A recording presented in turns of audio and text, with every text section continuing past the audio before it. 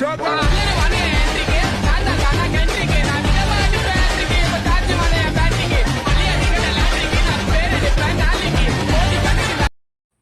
guys, welcome to another காணொலி. another காணொலி means நம்ம வந்து என்ன பற்றி பார்க்க போகிறோம்னா FIFA world cup cricket world cup பற்றி கேள்விப்பட்டிருக்கோம், பேசியிருக்கோம். இப்போ FIFA வேர்ல்டு கப் பற்றி பார்க்க போகிறோம், ஃபுட்பால். ஸோ என்னடா திடீர்னு ஃபுட்பால் பற்றி தான் பேசுகிறேன்னு கேட்டிங்கன்னா, எஸ் FIFA ஒரு ட்ரெண்டிங்கான போயிட்டுருக்கு. இப்போ மண்டே வந்து ஃபைனல்ஸ் வந்துட்டுருக்கு. ஃபைனல்ஸ் வந்து முடிய போகுது. ஸோ 4 years ஒன்ஸ் தான் அது நடக்கும். அதனால் நம்ம இதை பற்றி இப்போ ஒரு டீட்டெயிலாக பார்க்க போகிறோம். FIFA எப்படி உருவாக்கப்பட்டுச்சு, ஸோ எந்தெந்த டீம்லாம் இருக்குது, எத்தனை டீம் பார்ட்டிசிபேட் பண்ணியிருக்கு, எப்போ ஸ்டார்ட் பண்ணாங்க, இதெல்லாம் ஃபுல் டீட்டெயில்ஸாக பார்க்க போகிறோம். எனக்கு தெரிஞ்ச வரைக்கும் ChatGPT கூகுளில் எல்லாத்தையும் போட்டு அப்படியே தாக்கி எல்லாத்தையும் ஒரு கண்டென்ட்டாக மேக் பண்ணி வச்சுருக்கேன். வீடியோ ஃபுல்லாக பாருங்கள், ஸ்கிப் பண்ணாமல் பாருங்கள். Welcome to Sriram Chetty channel.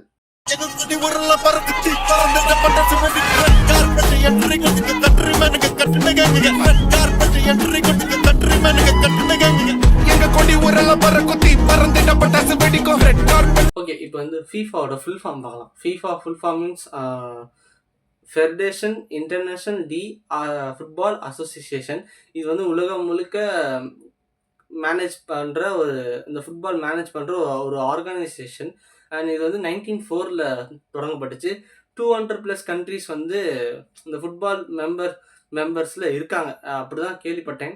So இதுதான் FIFAவோட ஃபுல் ஃபார்ம். என்னை பொறுத்த வரைக்கும் எனக்கு இந்த அசோசியேஷன் மட்டும் வாயில் வர மாட்டேது, அதனால் நான் கீழே போட்டுறேன், ஓகேங்களா? ஓகே, ஃபுட்பால் அந்த வேர்ல்டு கப் ஃபுட்பால் வந்து எப்போ ஆரம்பிச்சுன்னா 1930 ஆரம்பிச்சு. உருகேன்னு உருகேவான்னு தெரில, உருகேல வந்து சவுத் அமெரிக்காவில் இருக்குது. அது அந்த கண்ட்ரியில் ஃபஸ்ட் ஸ்டார்ட் ஆனிச்சு. 13 டீம் தான் பார்ட்டிசிபேட் பண்ணிச்சு. ஃபர்ஸ்ட் ஆஃப் ஆல் நான் இப்போ சொல்லிடுறேன், 13 டீம், ஓகேங்களா? இது ஞாபகம் வச்சுக்கோங்க. அதுக்கப்புறமேட்டு ஃபைனல் வந்து உருகே விசஸ் அர்ஜென்டினா வந்துச்சு. ஃபைனல்ஸ் ஃபஸ்ட்டு தொடங்கி அங்கே தான் உருகே விசஸ் அர்ஜென்டினா. உருகே வந்து 4, அர்ஜென்டினா வந்து 2.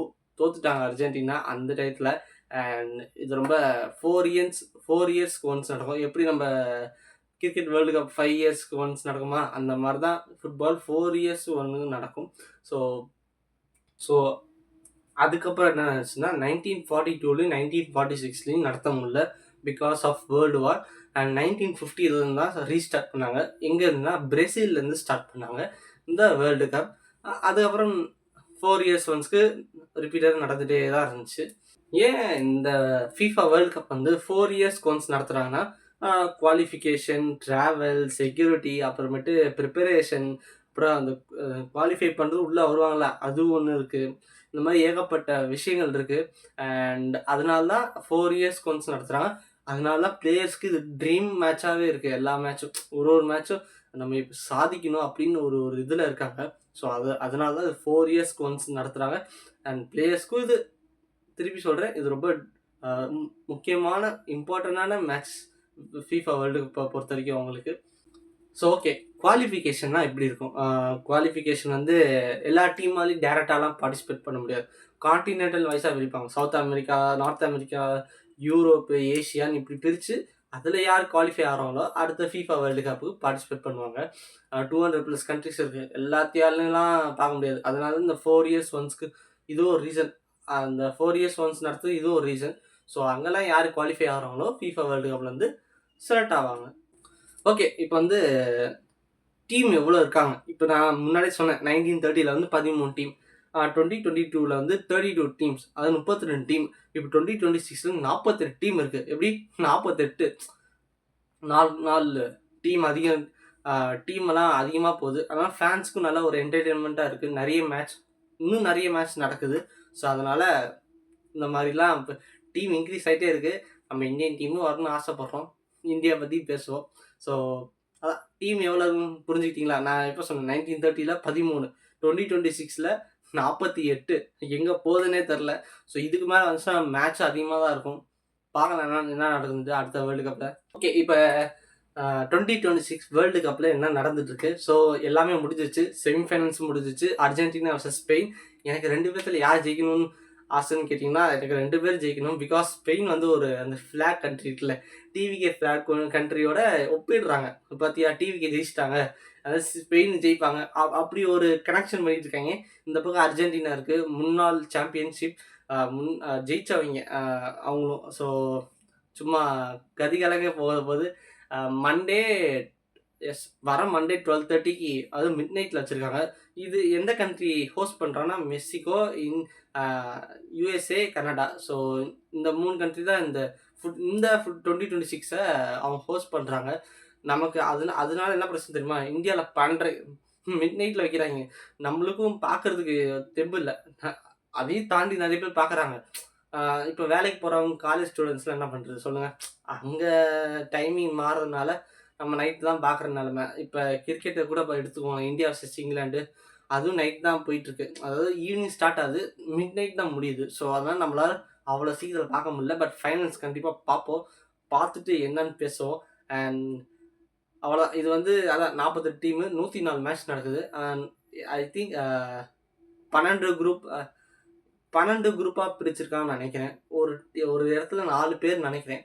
எஸ். அண்ட் அவ்வளோதான். ஓகே. டோர்னமெண்ட் ஃபார்மேட் எப்படி இருக்கும்? First group stage. அதுக்கப்புறமேட்டு வின்னர் ரன் அப் அந்த குரூப் ஸ்டேஜில் அதுக்கப்புறம் அந்த வின்னர் ரன்னர் அப்போ குவாலிஃபை பண்ணுவாங்க. அதுக்கப்புறமேட்டு ரவுண்டு 32 நடக்கும். அப்புறம் ரவுண்ட் ஆஃப் 16 நடக்கும். அப்புறம் குவார்ட்டர் ஃபைனல்ஸ், செமிஃபைனல்ஸ், ஃபைனல்ஸ். இதுதான் ஃபார்மேட். டோர்னமெண்ட்டோட ஃபார்மேட் இப்படி தான் நடக்கும். ஓகே. எத்தனை பேர்ட்ட டைட்டில் அதிகமாக இருக்குது, யார் யார்ட்டலாம் இருக்குன்னு நாம் பார்க்க போகிறோம். ஒரு அதை நான் பார்த்தே சொல்லிடுறேனே. எனக்கு மனப்பாடம் பண்ணுற அளவுக்குலாம் சக்தி இல்லை. பிரேசில்கிட்ட 5, ஜெர்மன்கிட்ட 4, இட்டாலிகிட்ட 4, அர்ஜென்டினா 3, ஃப்ரான்ஸ்கிட்ட 2, உருகியேட்ட 2, இங்கிலாந்து 1, ஸ்பெயின் 1. ஸோ இதில் ஸ்பெயின், அர்ஜென்டினா தான் மோத போகிறாங்க. ஸ்பெயின் ஜெயிச்சா 4வது கப்பு. எஸ். சாரி, அர்ஜென்டினா ஜெயிச்சா 4வது கப்பு, ஸ்பெயின் ஜெயிச்சா 2வது கப்பு. இவங்க இந்த கண்ட்ரிஸ் தான் வேர்ல்டு கப்பை வின் பண்ணியிருக்காங்க. ஸோ அது சூடு பிடிக்குதுங்க. அது இன்னும் 2-3 நாள் தானே இருக்குது. அப்படி வெறியோடுன்னு இருக்காங்க. பார்க்கலாம் என்ன நடக்குதுன்ட்டு ஃபைனல். ஓகே. இப்போ வந்து கிரேட்டஸ்ட் பிளேயர்ஸ் தான் கோட்டுன்னு சொல்லுவாங்கள்ல, அது ஒரு 4-5 பேர் இருக்காங்க. அதையும் நான் சொல்லிடுறேன். பட் எனக்கு தெரிஞ்ச நேம்னா மெஸ்ஸி, ரொனால்டோ, அப்புறமேட்டு யோஹோ அவர் பேருனா ஃப்ரான்ஸில் ஒருத்தர் இருப்பார்ல. நான் கீழே போட்டுறேன், இல்லை சைடில் ஃபோட்டோ கூட போட்டுறேன். தயவு செஞ்சு நான் இப்படி நின்று ஃபோட்டோ போட்டுறேன். ஓகேங்களா? நம்ம படித்து பார்த்துருவோமே என்னென்ன பிளேயர்ஸ்லாம்.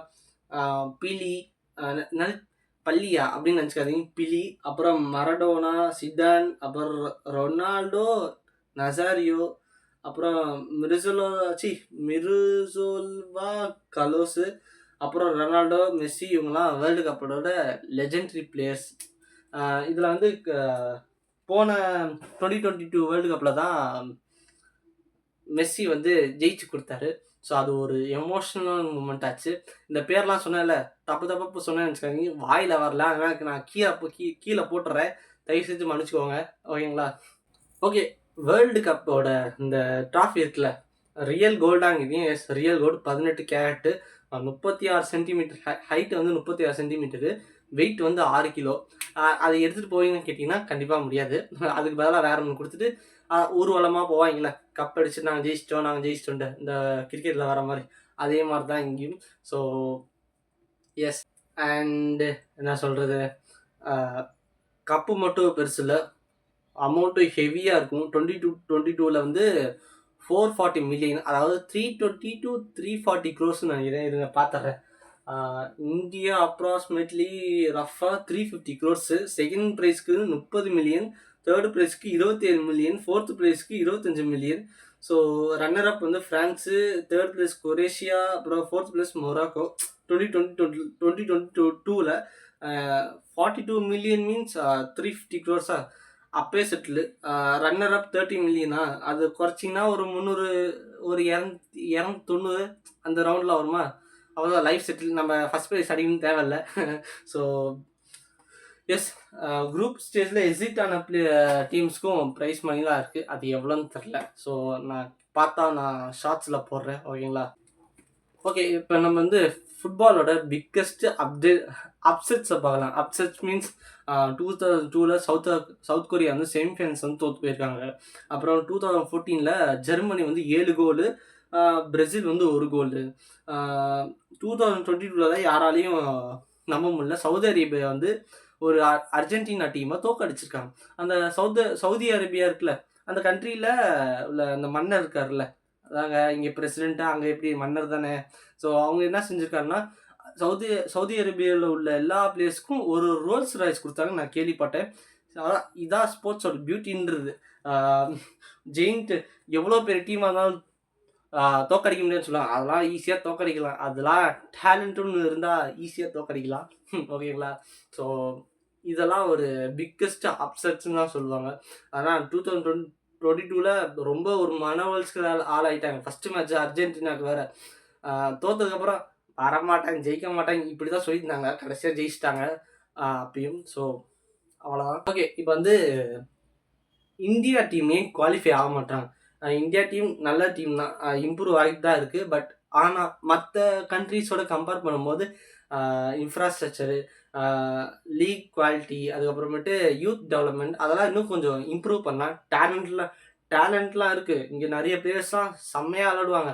ஆனால் அதை எப்படி எடுத்துகிட்டு போகிறது, அதுக்குன்னு ஒரு குரூப் வேணும் என்னை பொறுத்த வரைக்கும். எப்படி இந்த ஃபுட்பால் டீம்னு ஒன்று இருக்குது, இந்தியன் டீம், பட் ஃபீஃபாக்குன்னு ஒரு டீமை தனியாக ஆர்கனைஸ் பண்ணி அதை எப்படி கொண்டு போகிறதுன்ட்டு அதை கொஞ்சம் இம்ப்ரூவ் பண்ணால் நல்லா இருக்குமே எனக்கு தோணுது. அண்ட் அதான் இந்தியன் டீம் குவாலிஃபை ஆகணும்னு எனக்கு ஒரு ஆசை. ஆக மாட்டாங்களே, என்ன செய்யுது. இந்த இந்தியா மட்டும் ஆச்சுன்னு வைங்களேன்.